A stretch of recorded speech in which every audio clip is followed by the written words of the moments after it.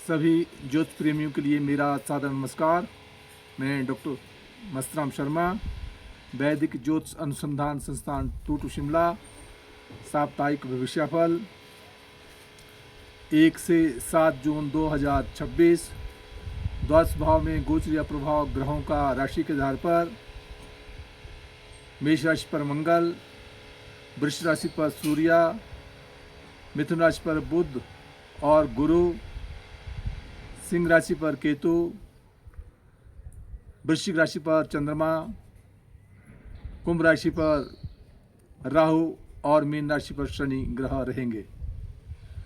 जहां चंद्रमा वृश्चिक राशि पर है, 1 तारीख को ही सायंकाल 7:08 पर धनु राशि में प्रवेश कर जाएगा और उसके उपरांत 4 तारीख को मकर राशि में 7:41 पर प्रातः प्रवेश करेगा और 6 तारीख को कुंभ राशि में सायंकाल 7:03 पर जो है प्रवेश करेगा। और जहां गुरु 1 तारीख को मिथुन राशि पर है, परंतु रात्रि को 1:50 पर जो है, अर्थात जब 2 तारीख प्रारंभ हो जाएगी, उसमें गुरु ग्रह कर्क राशि में प्रवेश कर जाएगा, जो उच्चस्थ होकर के विशेष करके कर्क राशि वालों के लिए, वृश्चिक राशि वालों के लिए और मीन राशि वालों के लिए विशेष प्रकार के लाभ को लेकर, मान और सम्मान प्रतिष्ठा को लेकर और कारोबार में वृद्धि को करवाएगा। मेष राशि के जातक के लिए समय अनुकूल चला है, मान सम्मान प्रतिष्ठा को दे रहा है, शारीरिक स्वास्थ्य अच्छा रहेगा। वहाँ दाम्पत्य जीवन का स्वामी शुक्र ग्रह की स्थिति जहां अपने से तीसरे स्थान में परिश्रम के द्वारा कार्य क्षेत्र में, व्यापार में और पारिवारिक जीवन में सुख और सुविधा मिलने की पूर्ण संकेत दे रहा है, परंतु चंद्रमा के कारण जो है स्वास्थ्य का सायंकाल तक जो विशेष ध्यान रखना होगा। उपरांत चंद्रमा जब ये धनुराशि में प्रवेश कर जाएगा तो धर्म कर्म की तरफ रुचि बढ़ेगी और 4 तारीख के उपरांत जो राजपक्ष से मान सम्मान प्रतिष्ठा और 6 तारीख को कहीं जाके आर्थिक लाभ मिलने की संभावना बनती है और मान और सम्मान प्रतिष्ठा बनी रहेगी। वृष राशि का जातक, उसका स्वामी ग्रह शुक्र ग्रह अपने से दूसरे स्थान में आर्थिक लाभ की ओर संकेत कर रहा है। वहाँ दाम्पत्य जीवन का स्वामी चंद्रमा, दाम्पत्य जीवन का स्वामी के स्थान में चंद्रमा विराजमान है, जो निश्चित होकर है, इसलिए कहीं पारिवारिक के जीवन में और वैवाहिक जीवन में कुछ उलझने उत्पन्न कर रहा है। चंद्र मंत्र का जाप करते रहा करे और उस घर का स्वामी स्वयं में मंगल अपने से द्वादश भाव में है, तो कहीं बाह्य स्थान की दौड़ धूप, कहीं बाह्य स्थान में व्यय होने की ओर संकेत कर रहा है, विशेष ध्यान देना होगा। चंद्रमा जब ये धनुराशि में प्रवेश कर जाएगा तो उस समय जो है विशेष करके 2.25 दिन के लिए विशेष 1 तारीख की रात्रि के बाद जो विशेष ध्यान देना होगा और उसके उपरांत कहीं राजपक्ष से मान सम्मान और यात्राओं के योग भी बन सकते हैं। मिथुन राशि का जातक, उसका स्वामी ग्रह बुध ग्रह स्थिति अपने घर में बैठा है, मान सम्मान प्रतिष्ठा 3 ग्रहों का योग बना है, इसलिए कार्य क्षेत्र में विशेष सप्ताह की ओर संकेत कर रहा है। दाम्पत्य जीवन को पूर्ण दृष्टि से गुरु देख रहा है, इसलिए पारिवारिक जीवन में मान सम्मान और प्रतिष्ठा को प्रदान करवा रहा है। 2 तारीख के उपरांत गुरु ग्रह अपने से द्वितीय स्थान में चला जाएगा, जो वाणी के द्वारा मान सम्मान प्रतिष्ठा और आर्थिक लाभ की ओर संकेत कर रहा है। वहाँ पारिवारिक जीवन में और वैवाहिक जीवन में और साथ कहीं व्यापार के क्षेत्र में विशेष सफलता की ओर संकेत करेगा। कर्क राशि का जातक, उसको स्वामी ग्रह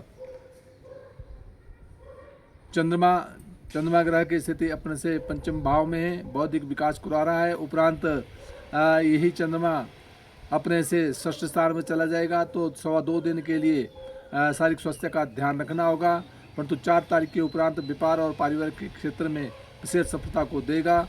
और जब ये कुंभ राशि में प्रवेश कर जाएगा 6 तारीख को, तो उसमें 2.25 दिन के लिए बाह्य स्थान की दौड़ धूप, चोट इत्यादि से बचना होगा। सिंह राशि का जातक, उसका स्वामी ग्रह सूर्य ग्रह की स्थिति अपने से विशेष करके दशम भाव में है, जो राजपक्ष से मान सम्मान प्रतिष्ठा को दिलाएगा और साथ भूमि जमीन जायदाद के क्षेत्र में भी सफलता की ओर संकेत कर रहा है।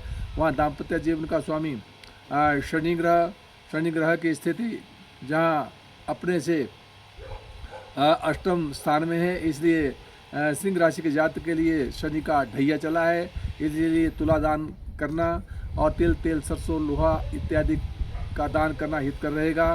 क्रोध पर नियंत्रण रखना होगा और पारिवारिक जीवन में कुछ छोटी मोटी उलझने रह सकती है। कहीं शारीरिक स्वास्थ्य का पारिवारिक पक्ष में ध्यान रखना होगा, तो मान सम्मान और प्रतिष्ठा बढ़ने के लिए आगे सफलता की ओर संकेत करेगा। कन्या राशि का जातक, उसका स्वामी ग्रह बुध ग्रह की स्थिति अपने से 10वें भाव में है, इसलिए 10वें भाव में राजपक्ष में मान सम्मान प्रतिष्ठा प्रोन्नति के योग बनाता है। वहाँ दाम्पत्य जीवन में शनि विराजमान है, इसलिए कार्य क्षेत्र में और व्यापार के क्षेत्र में कुछ अड़चनों के साथ लंबा समय लग सकता है, परंतु फिर भी सफलता की ओर संकेत कर रहा है। जहाँ मंगल ग्रह अपने से अष्टम में है, इसलिए चोट इत्यादि से बचना होगा, परंतु फिर भी जहाँ चंद्रमा की स्थिति बनी हुई है, चंद्रमा अपने से तीसरे स्थान में, कहीं यात्राओं के योग बनेंगे। उपरांत कहीं जमीन और जायदाद प्रॉपर्टी के क्षेत्र में वाद विवाद से बचते हुए आगे निकलना होगा और उपरांत शिक्षा के क्षेत्र में सफलता को भी प्रदान करेगा। तुला राशि का जातक और उसका स्वामी ग्रह शुक्र ग्रह की स्थिति अपने से 9वें भाव में, धर्म कर्म की तरफ रुचि बढ़ेगी, मान और सम्मान प्रतिष्ठा की ओर संकेत करता है। दाम्पत्य जीवन में स्वगृह होकर मंगल विराजमान है, इसलिए क्रोध पर नियंत्रण रखते हुए व्यापार के क्षेत्र में और पारिवारिक के क्षेत्र में विशेष सफलता की ओर संकेत कर रहा है।